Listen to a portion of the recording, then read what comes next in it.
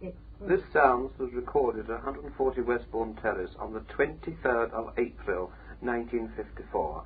Sitters as previous recordings. We are a trio. What a trio.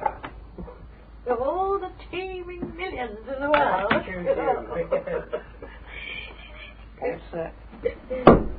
Come on from nearer, Rosie. Seem to be miles away from each other, don't we? Hello.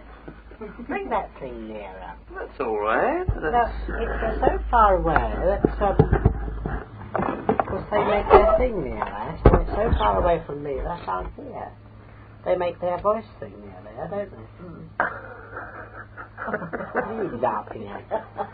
You're such a twit. I hope that records properly. Why?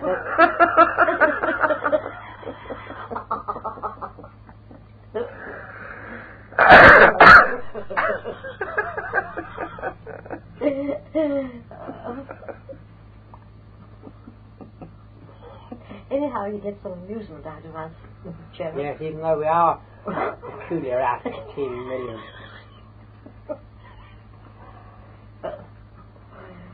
You always leave us in the sense house, you know. Well, that's accepted, of course. And crackers. I saw a bright spot just over my head just now. So what? Bright spot? Bright. Bright what? Spot. You're bright.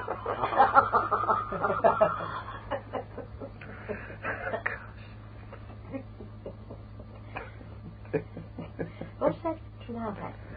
Oh, nothing. I have a weird sense of humour. It's been a lovely day today, hasn't it, Leslie? No sun. Pardon? There's been no sun, has there? Now what am I said to laugh?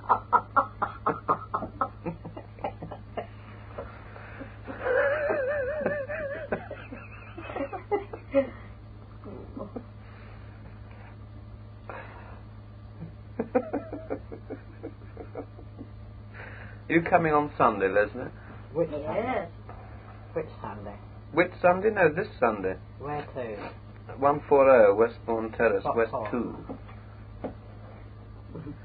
What for? Rose's party. Rosie's party. First I've heard of it. Coming to the wedding, aren't I, Rosie? What wedding? Yes, I should be out. Coming to the wedding?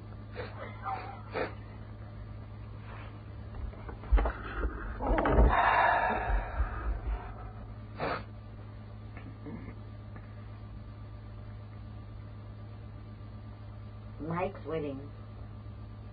Well, we're not going to his wedding. Oh dear, this boy, what can we do with him? Oh, that new juju, that's very nice. There. Like it.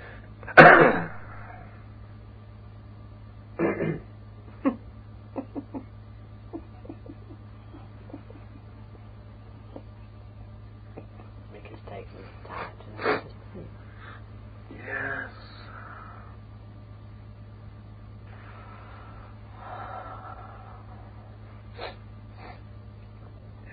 I do hope everything's all right tonight. Oh, there is why it should be. I've just had a nice, lovely hot bath. I haven't.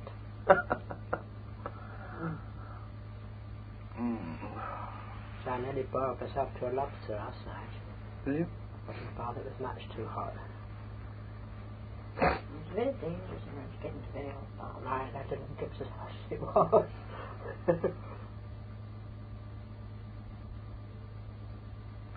I usually get into a reasonably hot bath and keep the hot tap running so as the water gets hotter and hotter. Do you? I like a nice hot bath. I don't know whether it's very wise to do that, but it's refreshing. We haven't heard from old Sam lately, have we? No. What's his name? Was Sam, wasn't it? Yes. Got so far with his little story and no further. Oh, there's so many people to come, I suppose. Well, he's had good practice. Yes. Someone else has turned up. Yes. Says Becky's gone away for the weekend, isn't it? Call him, Mama. Mickey?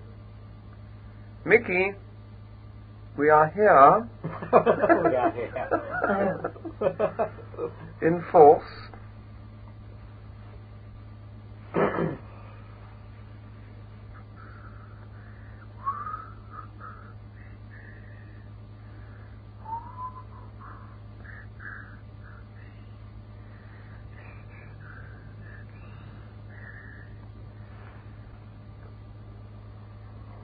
I sometimes think we'd do better if we had more sitters, you know. Sometimes what? We had more sitters. We are very good.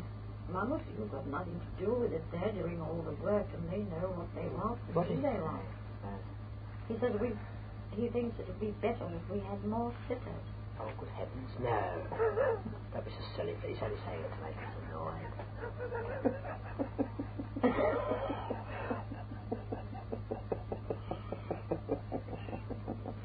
Oh dear, Basil, it's so funny. We get Mrs. Thingamybob to come. What? Mrs. Mays. Oh gosh, how dreadful. You get nothing then. The whole fact of the matter is he's got fed up with both of us. And he wants new faces. He wants new faces in the dark. That's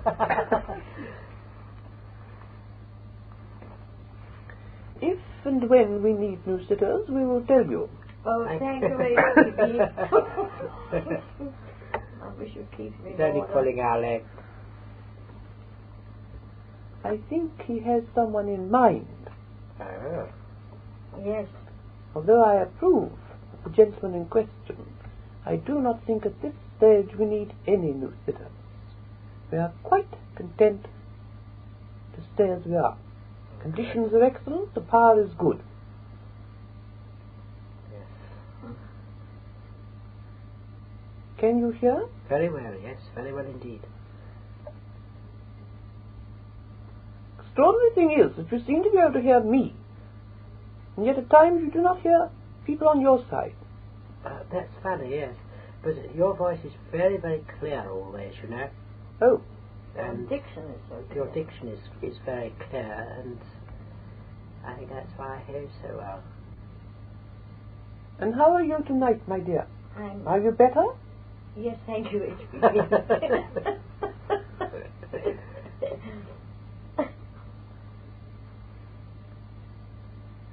I think you were under the impression that I would refer to your health, so in consequence you thought you'd better tell your friend that you hadn't been quite so well earlier on in the week. Yes, I did tell him. Otherwise, probably you wouldn't have mentioned it.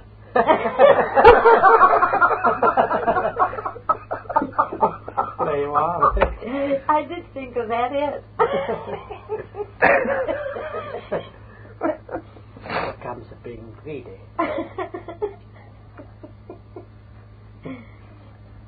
I don't think she's greedy. Oh, I think she should, by now, know what suits her and what does not suit her. Oh, yes. And in consequence, I'm quite sure she'll be more careful what she eats. Yes. We can't afford to have you ill. We need you too badly. In more ways than one. Yes. Won't you tell me? Oh, no. I think you know quite well.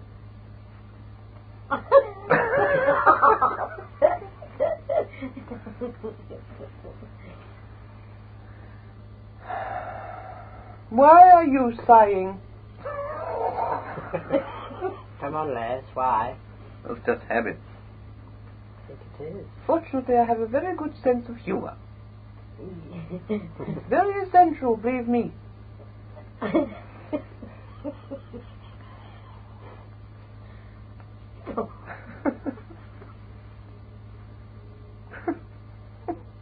What's going to happen tonight, HPB?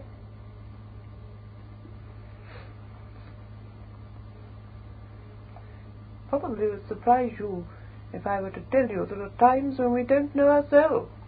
Oh, how's that? I'd like to know that. So much depends on the conditions that are prevalent at the sitting. The conditions themselves are composed of so many different elements, on your side and on ours, And although we may have, as it were, plans to do certain things, there's no guarantee that we shall do them. In fact, we can only say with any certainty that we have accomplished something when it's actually happened. And then we're not quite sure exactly if it's come over properly. Oh, I see. Every sitting is an experiment. And it's never quite the same. Conditions are never quite the same.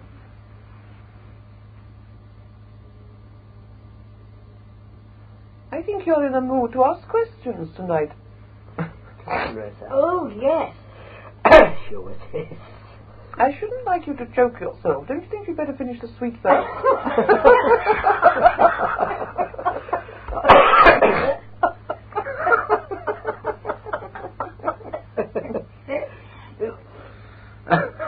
Well, HPV, for a very long time, for years, I've been very interested in the pyramid, which seems to be to everybody.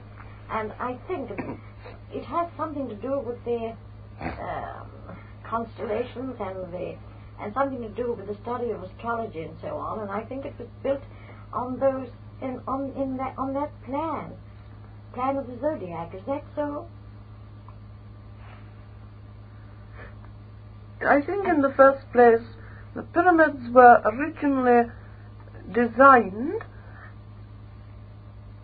as partly a resting place of kings and partly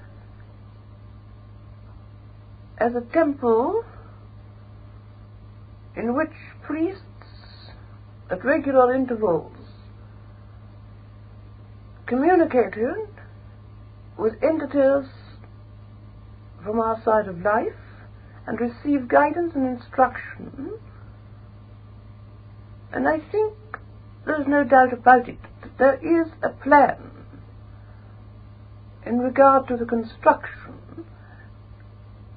I think the mere idea that they're just resting places in themselves is only part of the truth. Aren't there supposed to be tombs of some of the pharaohs there? Originally, there's no doubt about it that they did house certain of the kings. But I believe in latter times, and I'm referring when I talk to latter times of perhaps 1,000, 2,000 years back, certain of the bodies were removed for safety and reburied elsewhere. And gradually they became, as it were, mere shells of their original selves. I think they must have been rifled at many periods of history, and much been removed from them. There's no doubt about it that they were used not only as tombs, but as a meeting place or a place where priests and seers gathered for communication and knowledge, and also where they received a great deal of enlightenment to help in their country's affairs. I'm only telling you things that I have been told. I don't profess to know with any real accuracy, although I have no reason to disbelieve what I've been told. I think if the truth were to be told, that they have been used in various periods of history for different purposes. I see. But there certainly were chambers there, I'm told, which were used as seance rooms, as the nearest one can say. They were certainly used for the purpose of communication, and the seers and the priests would gather at certain periods when the sun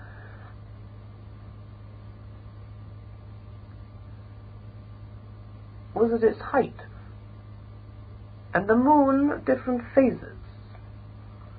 But I could no doubt bring along someone who would go into more detail, probably give you much more about it than I can.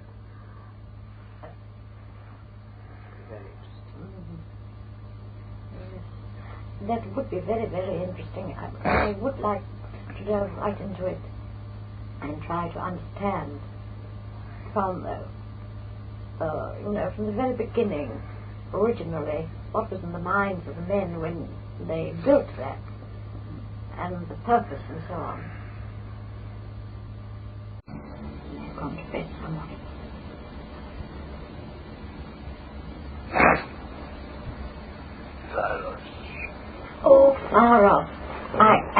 so glad you have come.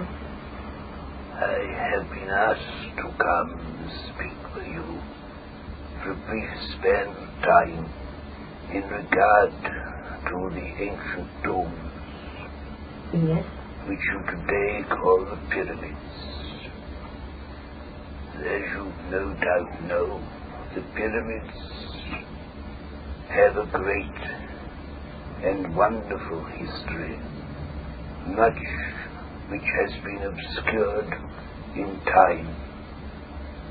And as I have no doubt you know, they have a mystery all of their own, and part of which has grown around them with the centuries of time that have elapsed.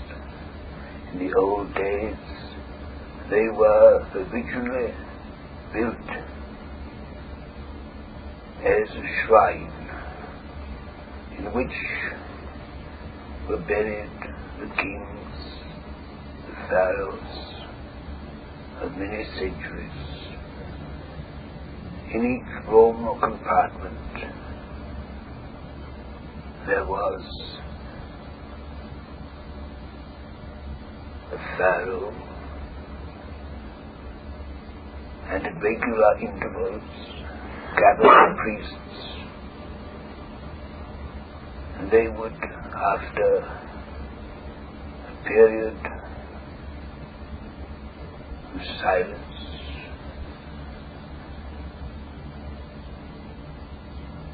follow with prayers to Amun-Ra. Then, naming the kings one by one, they would invoke them to come among them and give unto them advice concerning the affairs of the country. Any time in which there was great need, if there were famine, if the waters dried up, there would they go to pray to the gods and the kings and ask for their help and for their guidance. The tombs, the pyramids, they were, as it were, built as a shrine, as an offering to the gods, for each one who had ruled over the countries now called Egypt.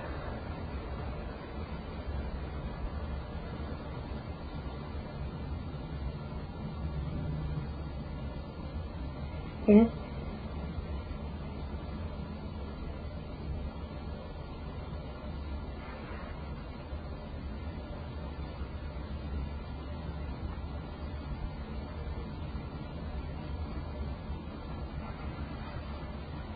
At one time the walls and the rooms within the pyramid and the chambers, the passages therein, were covered with the glories of the past. In the great colorings and bright patterns was told the history of Egypt. And in certain rooms were put upon the walls prophecies that were to come, things that were to happen. And also from the very height of the pyramid there was what you would call a chamber, which was for the initiates, for the most highly developed of the great seers, who would there go for a period of time to fast and to go into what you now call a condition of trance state, in which they would be able to leave the body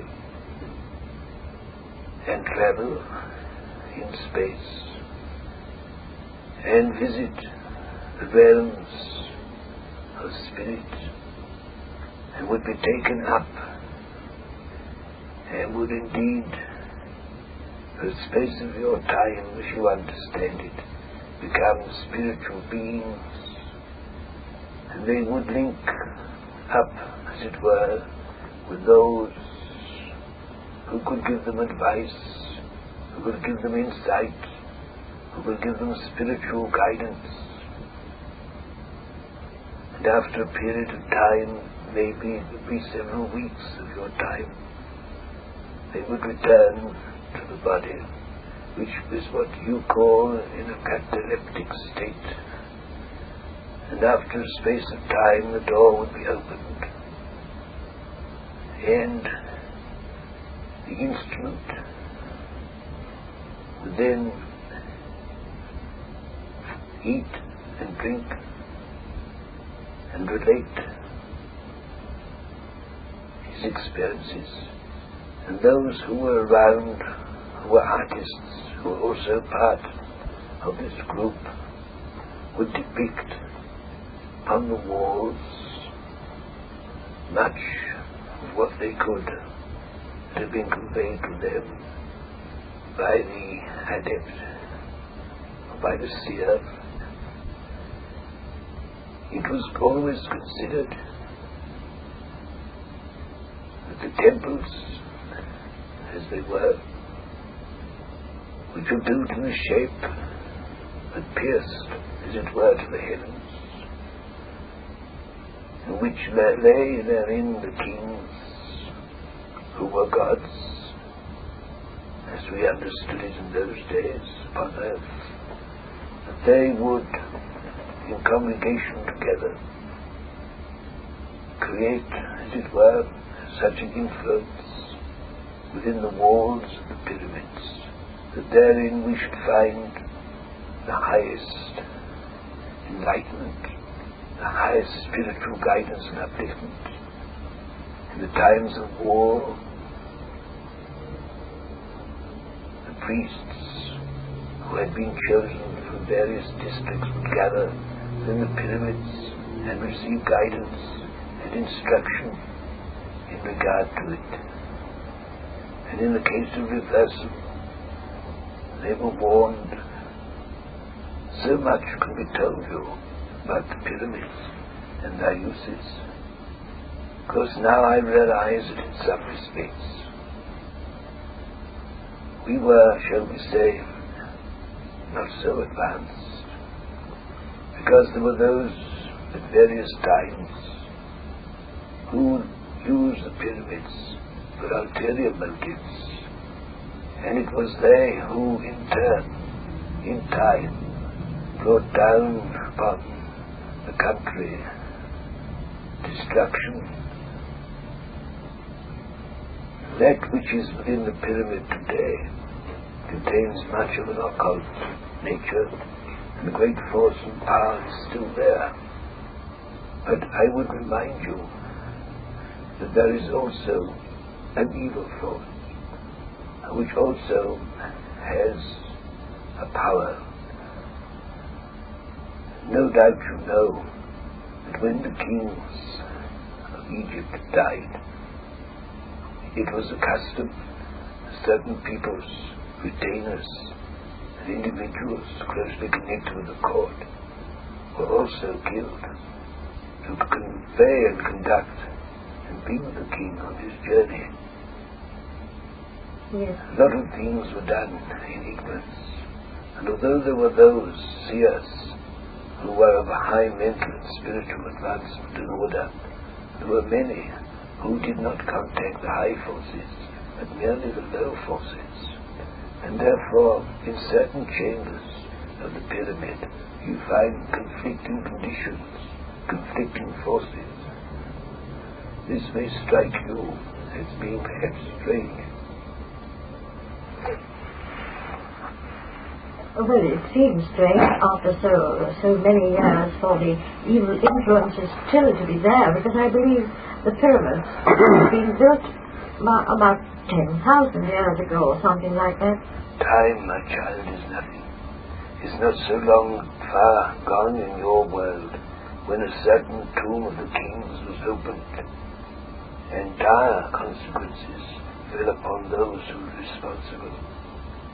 That was not the desire or the wish of individuals or peoples here that should happen, but nevertheless, at the time when the tomb was sealed, a great force and power was evoked around that edifice, that place, and the very walls were impregnated with that thought and condition which held, is the only way I can depict it to you.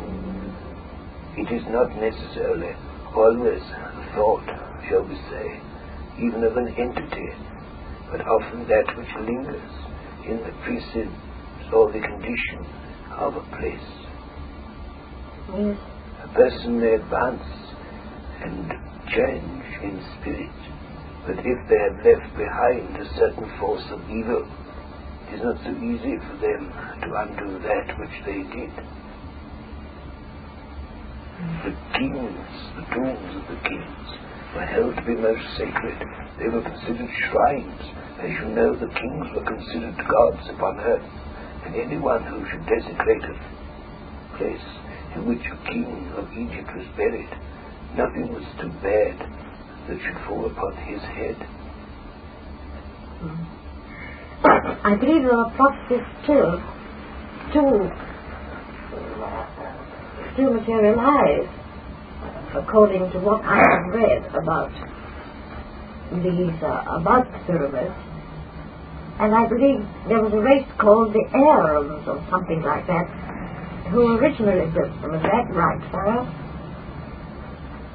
The pyramids go back so far in history, even before my time, that to know who actually built the pyramid, I cannot say. But we do know that it was one of the very earliest of the race. Yes. And little is known about them, except in that they were a very occult race, a very highly evolved race for their time and day. And they who worshipped the sun and the moon and the stars, they who worshipped the things of the heavens, were always aspiring unto the heavens, and it was their reason, therefore, that they should build such an edifice, as you know, which goes and points to the heavens. Yes. It was symbolic of their aspiration and their desire to reach up to the heavens, to receive enlightenment and guidance and comfort and help from that source. And that is why they were built as steps, step by step on the outer walls. You find that you go higher and higher, though you start, as it were, from the base, which is wide, and you go gradually upwards, ever upwards, to the very pinnacle. And on the very pinnacle, as I told you, there was a room which was considered the highest point, and only the very highest and most developed soul in the land would be chosen to go there, and he would be considered the one who was adept enough to commune with the higher forces and with the ancient kings who had gone centuries before, that they would come to him and give him guidance and inspiration for the good of the country. And also, I know that at certain hours of the day, certain noises were made, and from the height on which they were made, they reverberated hundreds of miles across the desert. What were those noises, and how were they made to reverberate? In the time of the early ones, yes, their knowledge of certain things, scientific, as you would say, was very much in advance. Many of the things of which they knew then disappeared for centuries from your world, and still some of those things are unknown. They knew a great deal about sound and sound waves, and they could link, as it were, with peoples, members of various races and tribes, hundreds of miles distance, and the sound waves could be brought to the point of the pyramid and be received and transmitted, not unlike, in a sense, that which you term your wireless. yes. Though, as far as I know, It was not in the same way, but they had their own method. Pharos, what time was it when you were alive on the earth? It must have been sometime centuries ago, I should think. I think you have some connection with the Pharos, don't you? I lived in the time of Akhenaten. Yeah, I see. I don't know what time that was. My dear lady, it's not easy for me to tell you time when you realize that your time is now what you call Anno Domini, and then previous to that which you've done before Christ. And I was certainly before Christ. You were before Christ? I see, yes.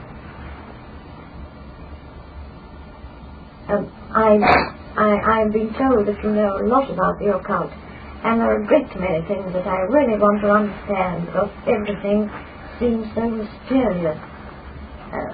But I'd like to understand some of the things that happen in the world. Child, it is part of my task to help you in this respect, but I know you will appreciate when I say it is very difficult to describe certain things.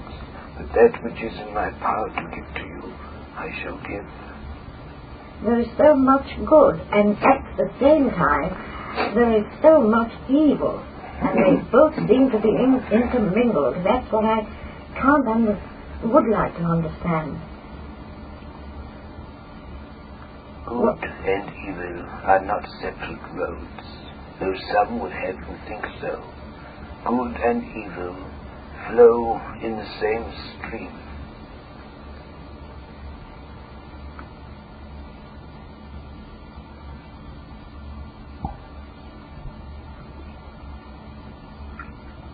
That which is evil is that good which has strayed, which has gone, as it were, from the path.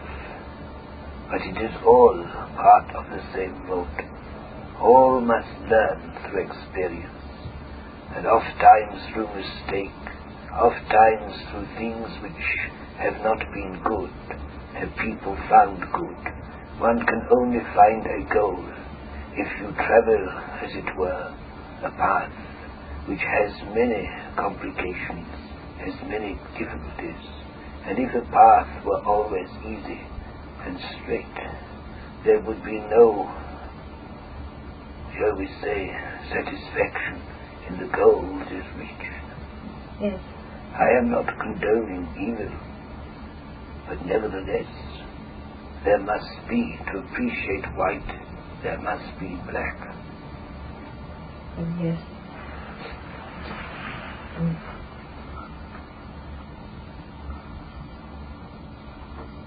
I've always been interested in, say, what they term black magic. Not interested really, but I'd like to know something about it and how it is possible for... Black magic is merely lower entities, lower forces being put into operation. What they call elementals, is that right? There are elementals of various kinds. There are earthly elementals. There are elementals in nature. There are even elementals in the air and in the sea. There are many kinds of elementals. There are many forces that are of a low order. Yes, but they seem to be to a certain extent in the power of man, and towards the end of their life, the man is under their power, as far as I can understand it. That is true to a point. Man is given a free will, but he is also, as it were, a complex being who has choice of many paths. Although invariably he chooses the right path, there are many who, as it were, while yet on the right path, still stray into avenues which are not good. The point is that man attracts to himself conditions and individuals and forces from this side, and they may not always be of a good order. Man attracts to himself entities rather akin to himself, and in consequence, if he draws unto himself bad forces, he will become gradually worse, though the good forces will struggle with him also to help overcome those conditions. Yes. Your world is merely a condition of life in which it is essential for your spiritual development that you should have temptations, that you should have, as it were, the forces that draw unto you, that seem, shall we say, to draw you down, but they are in a sense working in a roundabout way for good, though in a sense it may surprise you, for you are put into the earth world to gain and develop, and to do that you must learn to fight against the things which are not good. Before you can appreciate good and become good, you must learn how to combat these forces. It is part of your task. It is one of the reasons why you are placed in the earth, that you should experience all things, and that you should learn to overcome. Yes. Out of evil cometh good, as ofttimes been said. Yes.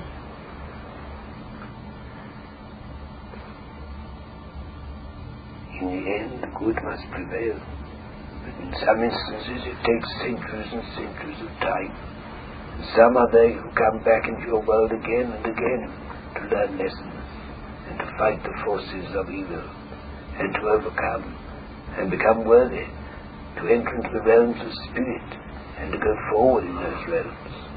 Life, I know, must seem a complex thing, which it is, but behind it all is a purpose, and it is that purpose that will bring you out of your darkness into the light of our world.